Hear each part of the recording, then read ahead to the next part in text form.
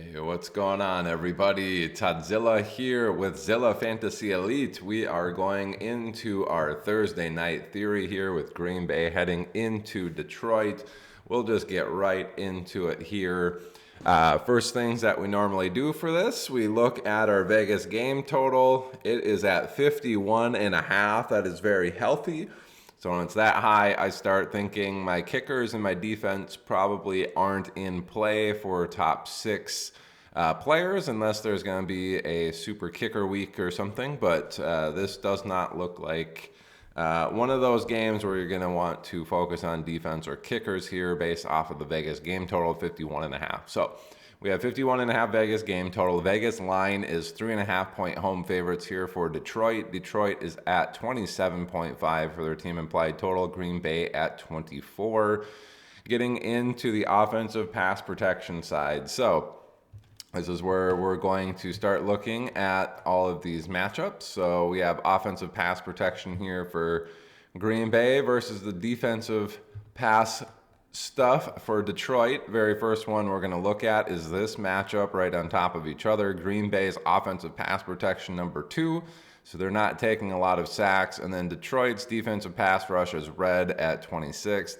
Usually when we are looking at these, we do want to target red to green matchups. So this is telling me Green Bay should have plenty of time to pass the ball in their particular game here against Detroit. Obviously, when that's the case, you can start thinking of, hey, sometimes if they got time to throw, they're going to get it to where they want to get it. That could be a little bit better for their deep threats. And we do have an injury. I can't remember if it's Dobbs. Dobbs is ruled out for this week, I believe. And then, but yeah, as I was saying, if you got time to throw, a lot of times the deep threat there is going to end up having perhaps a little bit better game, and that I believe is Christian Watson with this Green Bay Packers team. So he's certainly in the player pool just based off of this first initial matchup. The pass DVOAs, though, offensive pass DVOA for Green Bay, very good, number 3. So they're number 2 in pass protection, number 3 in pass DVOA. Unfortunately for them, Detroit is number 1 in the defensive pass DVOA. I would expect Green Bay to, even if they have time, they're not going to be perhaps super explosive in that pass game. And they're probably going to have to dink and dunk their way down the field. And now on the pass game, that's going to favor probably the tight ends a little bit more. It's going to favor somebody like Jaden Reed a little bit more who plays in the slot. I believe Detroit does give up a lot more fantasy points to the slot than they do to the outside receivers, which is probably why this is a number 1 pass DVOA. But the 2 or 3 people that I'd be looking at, Jordan Love, not necessarily looking like it could be a monster game for him, but he should have time to throw. And then I'd be looking at Christian Watson as, not somebody that's going to be, if I'm creating a bunch of lineups, he's not going to be in a high percentage of them. Jaden Reed would probably be the one that I'd be looking at the most based off of this, with time to throw and them needing to probably dink and dunk their way down the field and not be super explosive. I think Jaden Reed will end up being that playmaker for them, able to consistently get targets and move the ball there. And then Tucker Kraft perhaps receiving a few more of those dump offs as some of the other wide receivers are perhaps covered. And I think that's kind of how this pass game goes for Green Bay.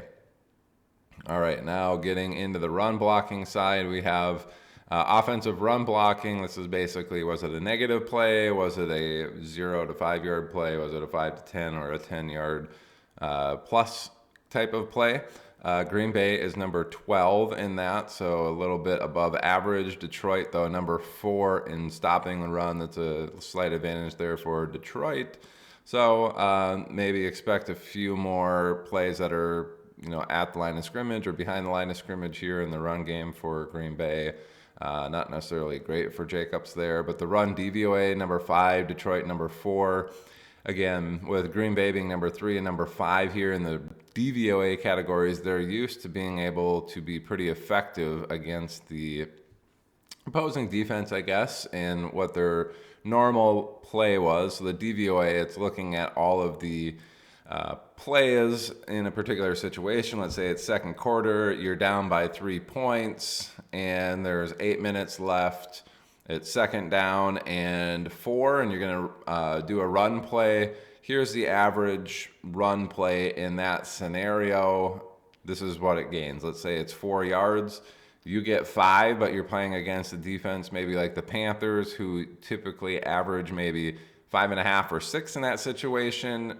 You're going to go backwards actually on that particular play. But let's say you get 5 and the average was 4, right? But you're playing against Detroit here, who's got a really good run defense. It's going to say, hey, you got 5 when the average play was 4, and this was against a super good run defense.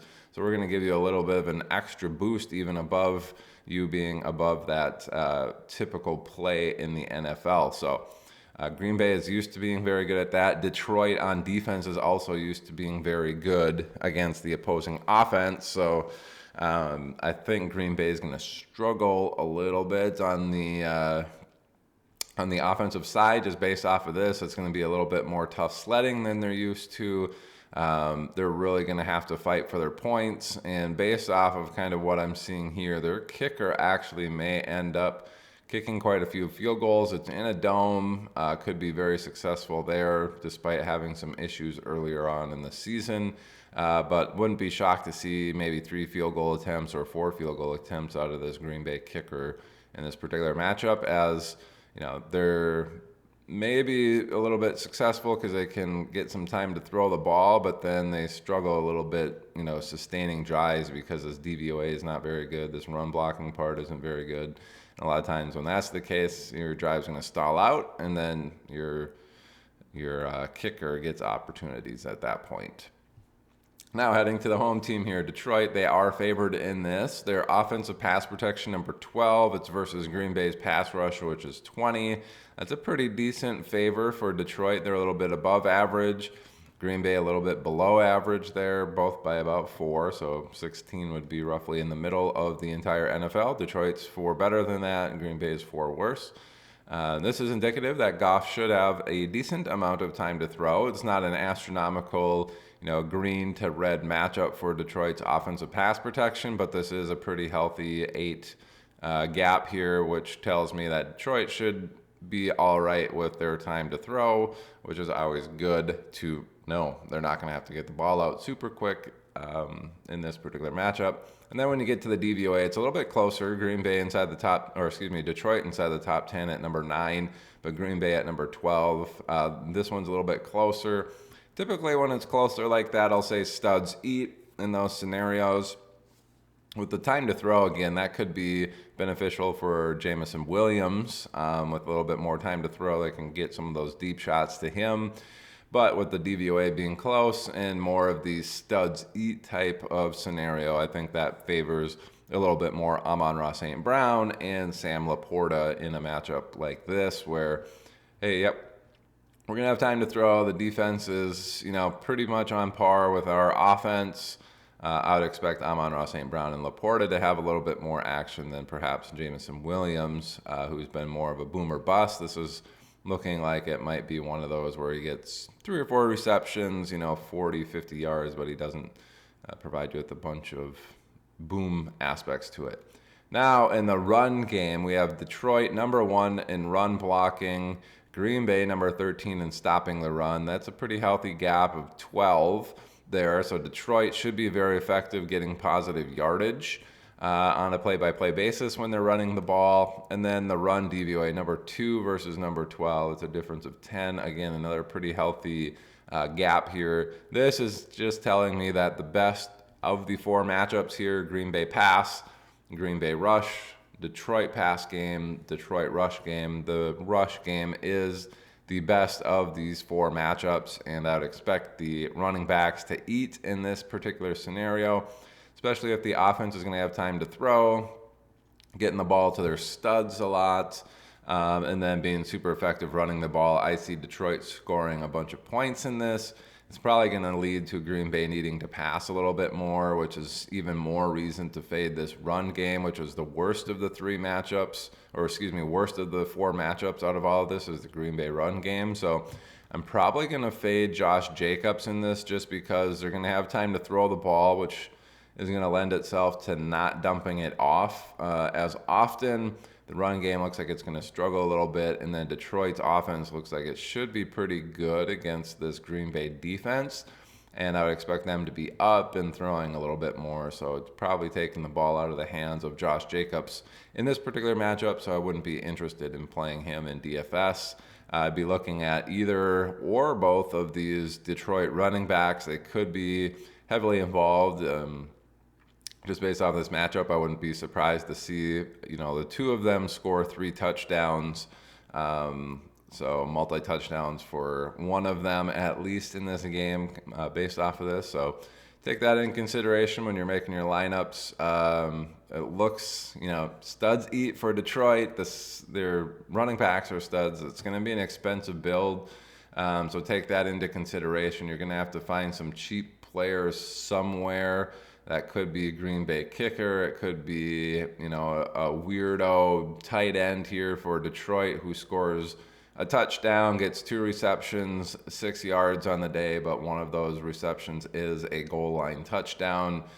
Detroit tight ends are pretty renowned for that since we've had the tight end coach there the last few years. So keep that in mind. Pace of play, really slow for Green Bay. Detroit overall pace of play is 31, but they lead a lot. Their neutral situation is 19, so that's below average. Based off of Green Bay's struggles here, potentially, and then Detroit, they should be pretty successful, but a little bit slower. I don't know if this game ends up getting all the way up to this 51.5 game total. I wouldn't be shocked if it does get there, but this is telling me Green Bay might be a little bit behind the ball. Maybe Detroit can make up for that with how good their pass protection and run blocking is in this particular matchup, but they do play a little bit slower. Doesn't look like Green Bay is going to be super explosive, so I expect their point total to be a little bit maybe below that 24 in this particular matchup. But yeah, I think that's how that game goes. I do see Detroit winning this game. If I'm a betting Vegas person, this 3.5 point line, I think Detroit covers that in this matchup. I don't think, I wouldn't be shocked at all if Detroit wins by 4 more points here. I think based off of this particular information, it's likely, unless there's some sort of, hey, we're up by 10, there's 2 minutes left, Green Bay goes down and scores a last-second touchdown, and then they're within 3. That could be a scenario where they do cover that 3.5 points, but I do think Detroit's going to dominate this game a little bit from start to finish. Green Bay better hope they get out to a hot start and can kind of control that clock a little bit with Detroit's game here. So that's how I see this game shaking out, folks. Thanks for watching the Thursday Night Theory. Been a long time since I've done one of these for you, and looking forward to getting back into it here. Hopefully you got the information you needed to go make the right start-sit decisions in your lineups here right before the playoffs. Jaden Reed, if you got him on your team, does look like a decent play. Tucker Kraft, if you're in deeper leagues, could be in play. Josh Jacobs, if you got some better options, you might want to look that direction this week. But otherwise, Detroit players should be okay. Jamison Williams, a little bit hesitant there on him, but yeah, should be an interesting game here. And yeah, hope you had a good one on Thanksgiving. And hopefully we can come back after that Thanksgiving game, get this next Thursday off on the right foot with winning you some money in those DFS matchups, placing those bets. All right, have a good one, folks. Bye.